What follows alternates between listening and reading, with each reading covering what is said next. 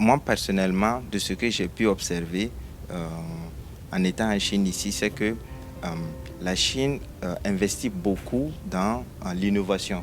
Il y a l'avènement de la 5G qui a impulsé beaucoup la recherche sur l'AI, l'intelligence artificielle, sur lesquelles la Chine bat des records actuellement. Et tout ça, ce sont effectivement des solutions alternatives pour pouvoir euh, maintenir le cap de l'industrie. Parce que l'économie de la Chine étant majoritairement reposée sur l'industrie. Donc, euh, et en ce qui concerne la jeunesse, ça fera bientôt mes 4 ans en Chine ici. Et du peu que j'ai côtoyé les Chinois, euh, j'ai remarqué qu'ils ont beaucoup de facilité sur ces nouvelles technologies. Donc, c'est un facteur plutôt encourageant qui laisse à croire que la jeunesse chinoise est outillée pour faire face en fait à- à ce déclin démographique. Voilà. Donc, euh, je pense que le cadre, la Chine, la politique de la Chine met le cadre nécessaire pour que les jeunes puissent faire sinon beaucoup plus avec les nouvelles technologies, l'intelligence artificielle, la robotique, faire beaucoup plus que euh, ce que la jeunesse d'avant ne pouvait faire. Donc, selon moi, ce n'est pas un handicap euh, euh, en tant que tel, parce que les efforts sont déjà fournis en fait dès à présent pour relever le défi.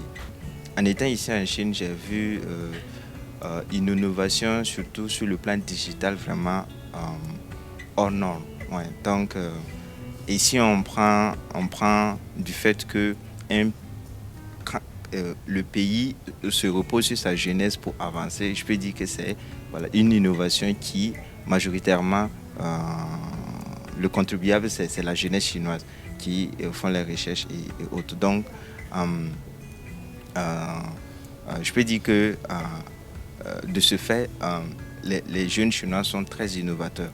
Et sur le plan digital, c'est le plan digital que je vois vraiment de loin avec les systèmes de paiement. Nulle part ailleurs, j'ai vu en tout cas.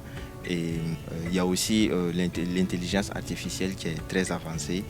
Donc, tout ça sont des exemples phares qui montrent que la Chine actuellement s'est donné le pari d'être au rendez-vous pour l'innovation. Et donc, c'est ça euh, qui fera son tremplin dans les années à venir. Et, et pour analyser de pair avec le système éducatif, je pense que tout est mis en œuvre pour que la jeunesse suive l'élan, pour que la jeunesse s'inscrive en fait euh, dans cette optique.